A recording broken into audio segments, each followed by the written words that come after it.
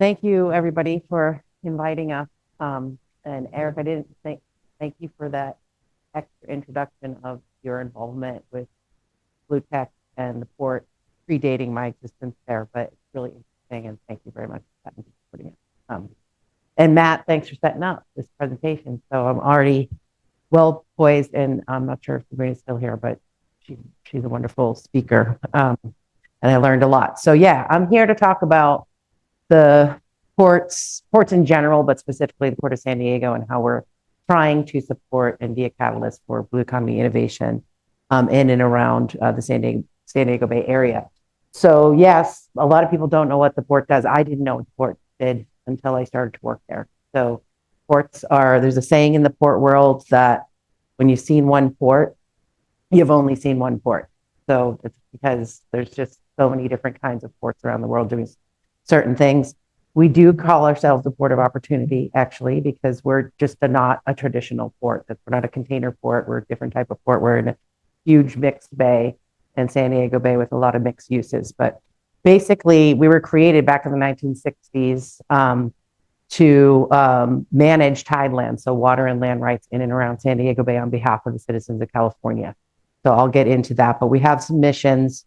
That's all outlined in a Port Act and a public trust doctrine that allows us to oversee our mission to promote commerce, navigation, recreation, fisheries, and environmental stewardship.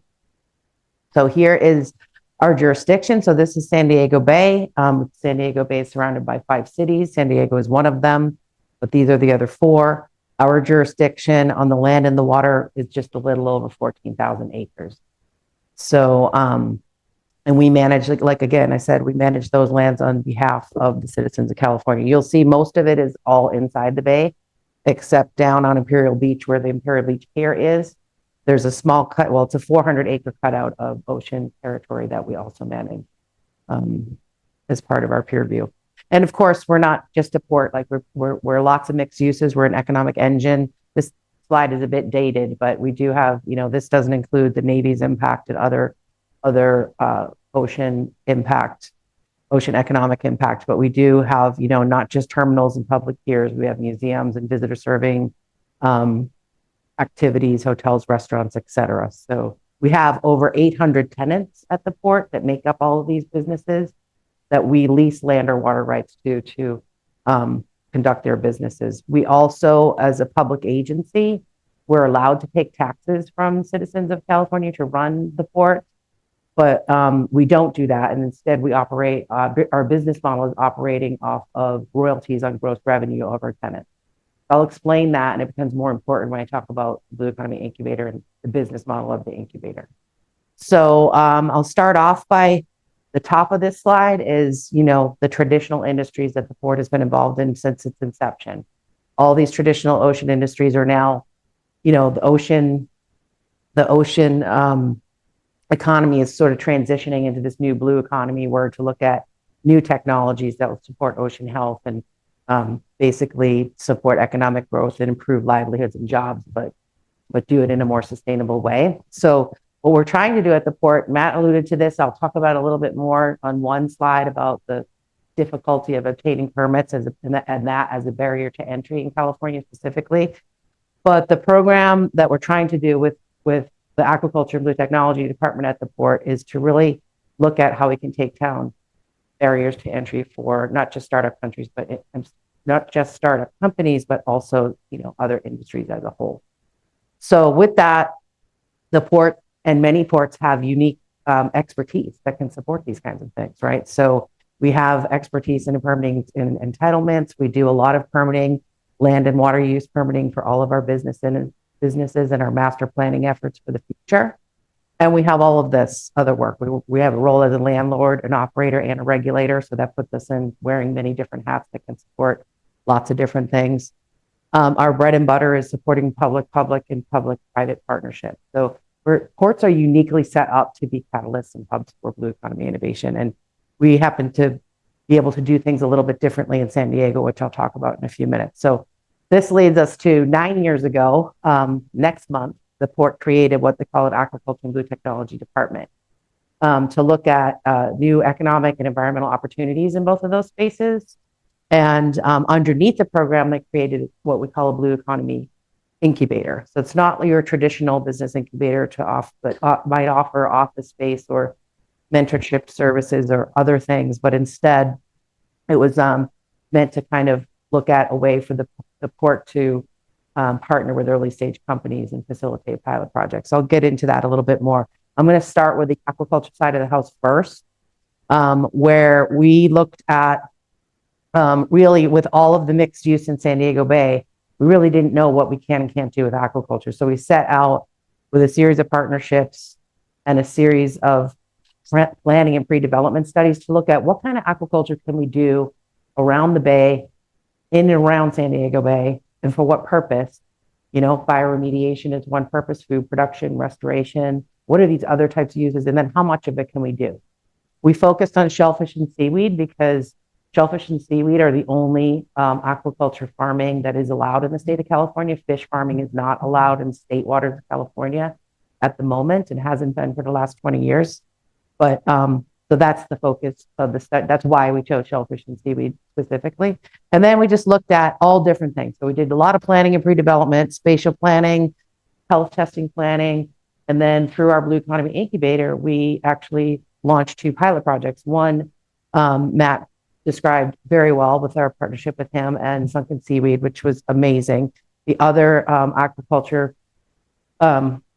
project in our portfolio is with a company called San Diego Bay Aquaculture, where they use some assets on our property, and they run a floating upweller system, or FLUPSI for short, to grow the nursery stage size of shellfish in the bay. So that's standard operating procedure, where it's a floating barge that has a, I don't know if you can see it on here, there's a center channel in this barge that paddle wheel moves water from the center channel out of in the outward direction of the FLUPSI, and then there are these floating bins with screens on the bottom that the upwelled water comes up through the screens and gives a constant supply of food and fresh water for little baby oysters. So this is standard operating procedure in any oyster farming industry anywhere in the world. Is this stage where it grows oyster seed the size of a pepper flake to the size of a quarter before being exported to farms or grow out to market.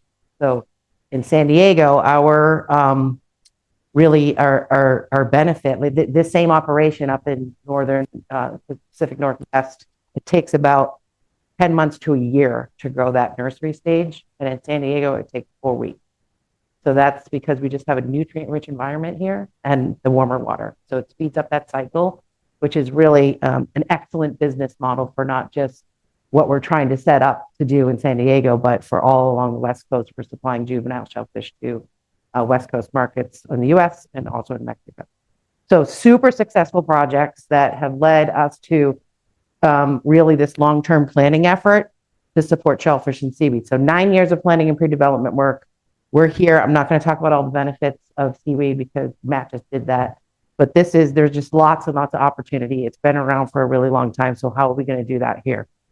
So to answer some of the questions around why we're not doing it here, it is solely that. It's permitting and the cost of the environmental review process that's the biggest barrier to entry for not just startup companies, but really the industry. So this is a comparison as we are today and as we have been for the last, decades, right? So California currently has about 20 to 22 operators for shellfish and 1 or 2 seaweed farms now, one of which is Sunken Seaweed, operating on about 500 acres of leased tidelands. And so compare that and about $8 million, coming in to the economy. Compare that to Washington State, over 40,000 acres of properties being farmed, over 300 operators, and over 300 million going into the local economy there. So lots and lots and lots of opportunity, and we have much bigger coastline here in California than we do in other places. And we haven't issued a new aquaculture lease since 1993, so over 30 years. And why is that? Because it's too hard. It's too complicated. Process is too complicated, and it's too expensive for the grower to get into the market. So that's where, like Matt mentioned this, tons of people have been working on this for years. State agencies are working on it. Federal agencies are working to help the state agencies. All of us, the stakeholders, are trying to deal with stuff. The port, with a significant amount of territory, has an opportunity to break those barriers down and potentially, help the industry move the needle towards like creating more opportunity for industry to move in, sustainable new industries like this. So this is where we are basically trying to create this more enabling environment for industry to come in. So Matt was talking about the EIR process and the permitting process. So that is the biggest barrier, where you've got to go through in California, a project, a single project or programmatic initiative has to go through an environmental review process pursuant to California Environmental Quality Act, right? So that's the technical process that you have to go through. That's very, very costly. It can be millions of dollars, right? Depending on what you're doing. The port is an expert at planning and doing CEQA and NEPA for lots of different things. So a lot of the other resource agencies that are assigned to permit and give the leases for aquaculture, they no longer have the institutional knowledge that they had, decades ago for issuing leases and doing CEQA for aquaculture. So we're working a lot together with those folks, and then using this program to hopefully set a nice stage for not just San Diego, but the state as well. So anyways, we're calling our programmatic initiative the Shellfish and Seaweed Aquaculture Program, and we are releasing that document we've already released that document to the public for public review, which I'll talk about in a second on how you can help. But that's basically a series of like all this planning and pre-development work leading up to today, where we looked at all those areas. We looked at, 16 different species of shellfish and seaweed, 18 different gear types. We did the pilot projects and the work with Matt and other folks. And now, we don't need to do any more pilots, that we need to just provide the enabling environment for the industry to scale. So here's where we are with that. This is what seaweed and shellfish culture looks like in practice, and how we would apply that in our areas in the bay. That bottom right picture is the sunken seaweed site, and that is an actual rainbow. So it's like the coolest picture ever. Love that. So during one of the production cycles, and here through this program and through all those studies, we identified 3 in-water locations and 3 land-based locations to go into a process called the Programmatic Environmental Impact Report process for a shellfish and seaweed aquaculture program in and around San Diego Bay. Not all of those areas are in our jurisdiction, specifically that big Zuniga area is not, but it's an excellent area to support shellfish and seaweed at scale. So Matt mentioned, how can you help? This is one way that you can help. So this document, we're not officially in the CEQA process yet, but because the port likes to put out what they call discussion drafts ahead of CEQA. So it's an extra opportunity for the port to receive public comment and stakeholder feedback that can be used to create an updated document before we go into the CEQA process. So this is out on the street now. It closes on October 25th. And if you're interested in this kind of work and you want to put some comments in, then this is your opportunity to have feedback in the official public process. And that's how things get done. Like the EIR process is a series of public comment periods. It's just, this is the first one. So we would love it if you take a review of that. It's out on the street. And then the other side of the house is, what Eric was describing. He's been involved in this in a long time in San Diego, but there's a lot of folks, the port commissioners like to say that we're trying to work for San Diego Bay to be a blue tech bay, right? To support more and more pathways for innovation and more companies, not just directly through the port or through the incubator I'm going to describe, but just as a region as a whole, to just create a stronger region, stronger than we already have. So that's really what we're doing with the blue economy at the port. The Blue Economy Incubator was established at the same time the program was established to create a different procurement pathway for companies to be able to work with the port. So the normal pathway is to do business at the port is a request for proposal process. It's a public competitive process where we would put out an RFP for some technology to solve a unique environmental challenge that we might have, or otherwise inform some new opportunity. This is instead of the RFP process, this is a similar competitive process where it's a competitive application process. It's open on a rolling basis. It goes through a 4-step review process. If a company makes it to the last piece of the process, it culminates in a board of port commissioners approval of an agreement that the port will enter into a business arrangement with a startup company to allow them to do a pilot project with us, design a pilot project that mutually benefits both of the company and the port. There's a scope of work in the agreement, a set of key performance indicators that are measured, and a term sheet, because we do, in almost all cases, we are supplying funding and other subject matter expertise and permitting for companies to get in the water. So we're not just doing investing, we're doing all the pilot project facilitation, which is really the core value proposition of the incubator itself. So that's allowing us to hopefully become more of a catalyst for blue economy in the region. It's also a piece of the core value prop is the port right contribution, right? So we're just one department and one division of a huge port, and it takes everybody to do these kinds of things. So from legal to government relations to just the folks on the ground that are doing all the installations of these things. So we're pretty lucky. We have loads and loads of partnerships. There's more that we add to the slide every single year. We can't be around without these types of successful partnerships. Last year, folks that go through the incubator and companies, they tend to get a fair amount of media exposure. I had the privilege of representing the program in a TED Talk that I did last summer. But we have numerous podcasts and other things out there describing the program and hopefully attracting more people to come to it. So companies benefit from the media exposure that the port can set them up for. So this is an example of, on the left-hand side, Al Roker's NBC Today show, the Climate Today show, came to the port to highlight the aquaculture project, right? So on the left-hand side is our port commissioner with Al on that Flupsy. And on the right-hand side is Tori and Sunken Seaweed showing off the farm at the Grape Street Pier and, giving those guys exposure to not just the sustainability of shellfish and seaweed aquaculture in the Bay, but and all the different other uses that it has, not just food production, but bioremediation. We only have 10 companies in our portfolio. All of them except for one were invested in and deployed, invested in before COVID. Some of them were deployed during COVID. But all investments stopped during COVID. So we just invested in our first company post-COVID, which is our 10th company, last November. And their pilot, which I'll talk about in a few minutes, is going to be deployed at the end of October. So it's a small portfolio, but growing. We're learning. We talked earlier about what's blue economy, just as a term.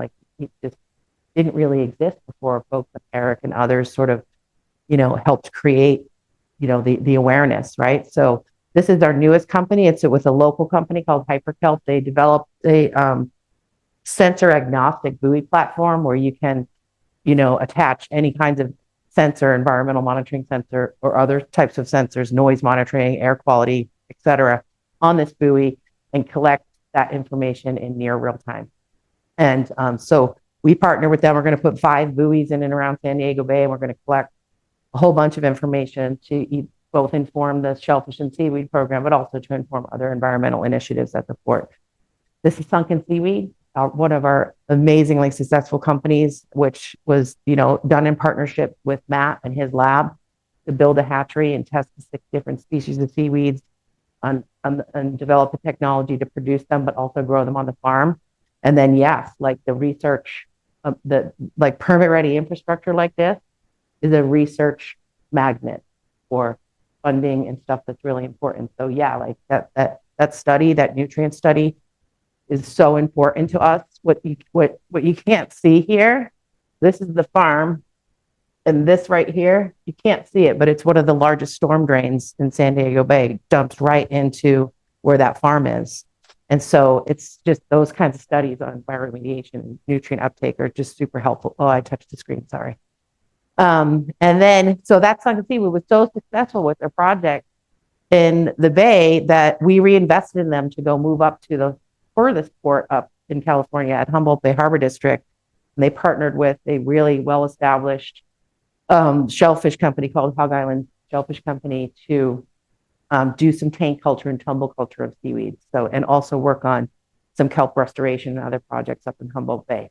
So we, at the moment, there's a lot of land that Port of San Diego manages, but most of it's already spoken for, right? It's a very busy mixed-use port.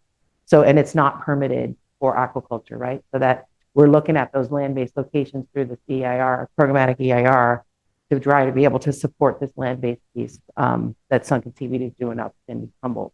But what Matt does at his lab was the reason why this is so successful. So we're super thankful for that. They already have products in the market. This is another company. Companies from Florida. It developed a spear technology that inside that spear is a sorbent technology that passively absorbs PCBs and other heavy metals and contaminants in contaminated sediment. So we have a lot of legacy contamination in the bay from old industries, and I'll be done in a couple of minutes. So this was a really successful project that looked at, putting spears as a substitute for dredging in sensitive habitat environments or places that dredging can't commonly get to.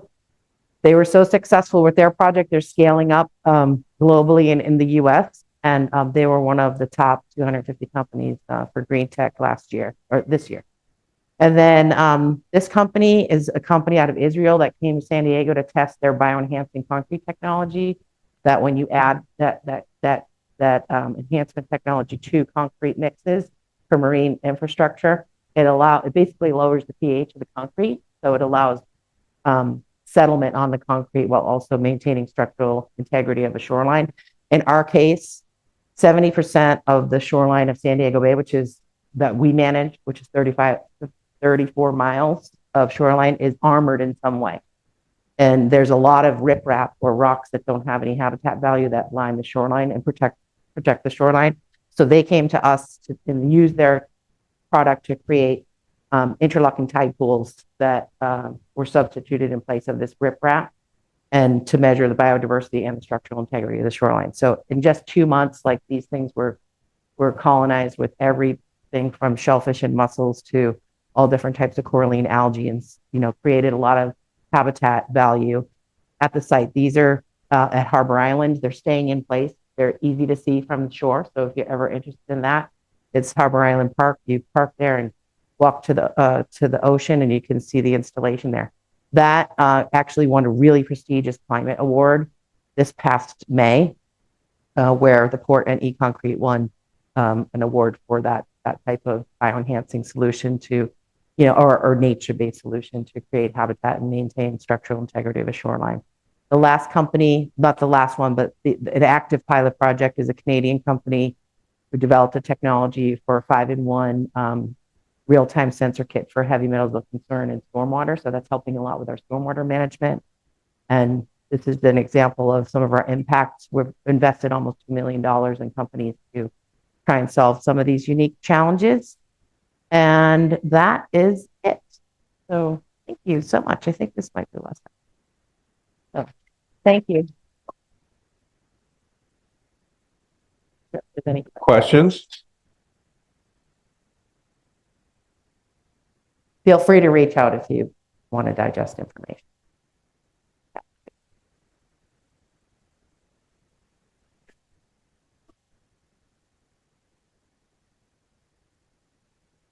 Yeah, good question. So there's links to, in case anybody's interested, there's links in my presentation, and it's easy to just Google Blue Economy Incubator and you get right to the port Blue Economy page. But it starts with a company reaching out and discussing, hey, we have this technology. Are you interested in it? And so it depends. The incubator tends to attract the later stage, like TRL 6 and above, where you're ready to put your product in the water or on land to test it. But basically, they meet with our team first, ahead of an application process, where we can say, we can shop around your technology with subject matter experts. Like, I'm an agriculture expert. I have some other people that are experts in their fields of climate tech, but really what the port has is a series of all kinds of subject matter experts on clean energy or maritime decarbonization efforts, things like that. So we shop that around, and if it looks good, if we can facilitate a pilot with a company and their technology looks good and they're advanced enough, then that's what the incubator does. So we see a lot of good business proposals, but they don't always go through the incubator, and that's either because they can't get permitted for some reason, or the business model isn't good. So if that looks good, we encourage a company to apply. So there's it's a pitch deck, a standard pitch deck with a required bunch of information that's all on the application website. And then once that's called step one. So the company submits that deck. Our team works with that company to make sure they have everything ready to go to a step two process, which is a pitch to the leadership of the port. So a company comes and does a short pitch, and then if they pass that stage, it's just term sheet negotiation and development of pilot and scope, and then a final step is to go to the board for approval. So we're working on it's a process, right? We're trying to streamline it a little bit more, and it averages about a year. So we're trying to shorten that as well, and so we're focusing on the next year, trying to develop different strategies to support more pathways for innovation, and also, improving our process internally. So hopefully that. There's also Maritime Alliance does blue tech too. So if you're in more of that earlier stages, For sure. because Yes, when you go to the Port Authority, they're like, we're looking for a specific business case you could help, and maybe you're not there yet, or it's more broad that you need to get based Yeah, first. So thank you for saying that. So we're trying to be more coordinating. So there's obviously what's now TMA Blue Tech is sort of managing the cluster and the member organizations and supporting companies in ways that we don't. We try to collaborate more on that. There's a very early stage accelerator program at Scripps Institute of Oceanography called Start Blue that's trying to support very early stage concepts. Where we're really late stage and they're really early stage, there's a need for like a middle stage, and that's where the Blue Tech Incubator and the space and the mentorship they provide is really complementary to our program. So we're looking to create more partnerships in those spaces and as a blue tech technology cluster partner, San Diego isn't the only blue tech. So the stuff Paula's talking about, they're coordinating with other blue tech, like Ireland has a huge one, France has a huge one, Halifax has a few one. So there's more blue tech, and there's a lot of partnerships where one company had some software, somebody else had some hardware, and they've gone together and put together, $1 million deals. So this is not just a San Diego thing, right? Although we talked about the opportunities, but these are just examples of these kind of things that are happening globally, even in the U.S. Gulf Coast and Mississippi and places like that. That's very, very true. Thank you. And there's also money going from the State Department to promote these technologies globally, to send companies out to go work deals and bring incomes back to the U.S. A lot of people don't know that things like reverse osmosis was created in San Diego and things like that. Crazy. Somebody in the back there, you did? Okay. Well, thank you. I don't want to keep us over time, but thank you. All right. All right. Thank you. Thank you.